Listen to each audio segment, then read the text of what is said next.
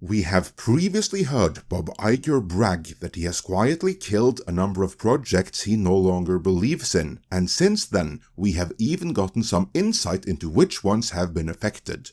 But I'm here to tell you that Iger hasn't gone nearly far enough.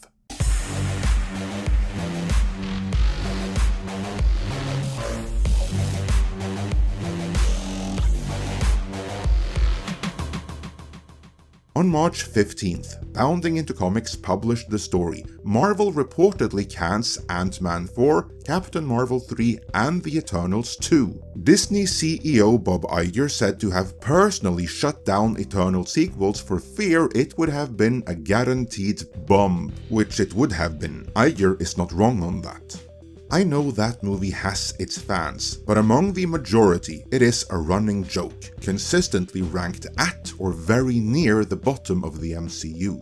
The write-up reads, "In service of their previously declared efforts to scale back their output and focus on quality over quantity, Marvel Studios has reportedly dropped their plans for Ant-Man 4, Captain Marvel 3 and Eternals 2, with the last film personally brought to a halt by Disney CEO Bob Iger out of fear that, like its predecessor, it would be an absolute box office bomb."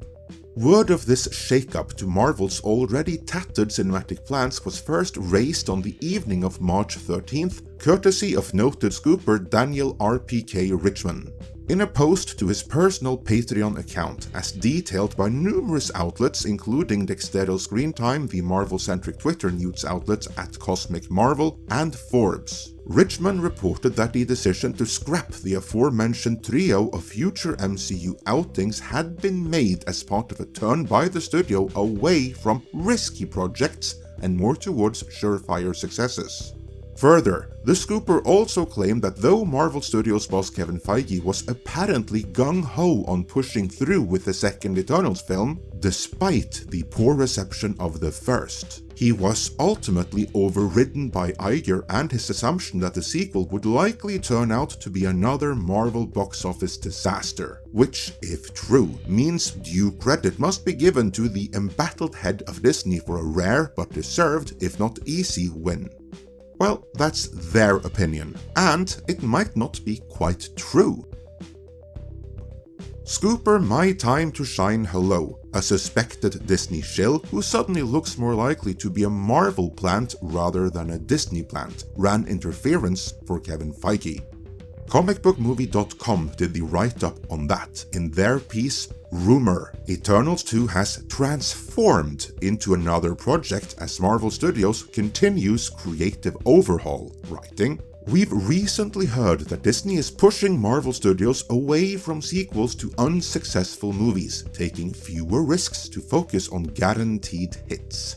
There's good and bad to that approach, and recent reports point to Eternals 2 being one of its victims. However, scooper My Time to Shine Hello today is claiming that while the sequel isn't necessarily happening in its original form, it's transformed into something else. We'd assume this means the heroes will either be joined by a much bigger character as lead, Thor or the Guardians of the Galaxy for example, or that they'll become supporting characters in another movie. Either option would work, particularly if it means we get a resolution to their story." That last bit is of course Comic Book Movie's editorial opinion. I'm not sure any kind of follow-up to the abominable Eternals could work, no matter what other bigger property or hero you would pin it to. To me, that just sounds like dragging that other hero or property down into the bog with the Eternals. And what bigger hero or property would that even be? Is there anything left that Kevin Feige hasn't already destroyed? And that takes us to the bigger problem here. Iger hasn't cancelled nearly enough. Okay, so Ant-Man Part 4 isn't coming. That's not even a good call, that's a blatantly obvious call, a no-brainer call. In retrospect, only Part 1 was worthwhile. Part 2 was as filler as it gets, with only the post-credit scene having any kind of impact, while Part 3 actively damaged the whole MCU in addition to Ant-Man himself and his family, with the new Antifa daughter being one of the single worst recasts in history. As for Captain Marvel, that's another no-brainer. Following the first Captain Marvel, they should have seen that it only grossed $1 billion due to the Avengers Infinity War post-credit scene, painting it as crucial to understand Avengers Endgame. But no one, I mean no one, embraced Captain Marvel herself. To their credit, they did bring in 2 more and much more likable Marvels for the sequel, The Marvels, but again, these were from Disney Plus series that hardly anyone saw. That Kevin Feige thought sticking them all into one massive budget theatrical feature only goes to show that he has lost the plot and needs replacing. And if he ever seriously contemplated a Captain Marvel Part 3 after that, that only makes the need to replace him all the more urgent. Likewise, that he is so hell-bent on more Eternals that he is willing to hijack something else to get it, only goes to show that he is no longer fit to be in his position, and Iger should not let him get away with that. And that is indeed the bigger problem here. Iger is letting Feige get away with too much as it is. Case in point, why is Captain America 4 not scrapped? Why is the Thunderbolts filming and still coming? Both of those movies came from the same development cycle, same philosophy, same creative thrust, and same mindset as both the Eternals, Thor, Love and Thunder, and the Marvels. So why would these be any better? The chance that any of these movies will be able to recapture the energy and fun that the MCU had when Kevin Feige was overseen by Ike Perlmutter's quality control, the Marvel Creative Committee, is virtually zero. As such, I submit that the only thing these movies can do is kill any leftover goodwill from Deadpool and Wolverine, so why are these not scrapped for tax write-offs? Same thing with Agatha All Along on Disney+.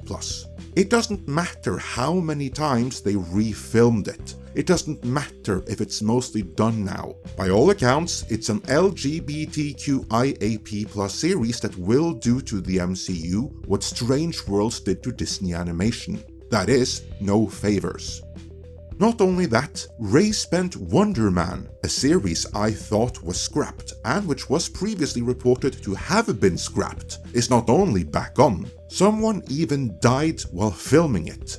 Not only is that an absolute tragedy, I mean, what a way to go, because in the end, it's just another message-driven series that can only damage the MCU. So why was it ever given the go-ahead in the first place? Or last place, as they obviously contemplated not doing it. In the end then, the only thing Iger scrapped was Ant-Man 4 and Captain Marvel 3, while everything else that's going to finish off the MCU is still pressing ahead. If Bob Iger was serious about saving the MCU, then he needed to scrap everything, and I mean everything except Deadpool 3. No matter how much money had already been spent on it, fire the incompetent Kevin Feige, the man who, as we have uncovered in detail, was never the architect or mastermind behind the creation of the MCU, though he is the one most directly behind its destruction.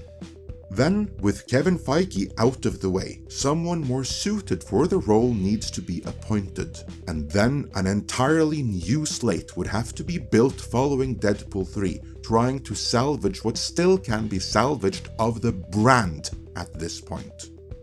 As it stands though, with Iger not having shut down any more than Ant-Man 4 and Captain Marvel 3, the MCU is, as of now, a dead franchise walking.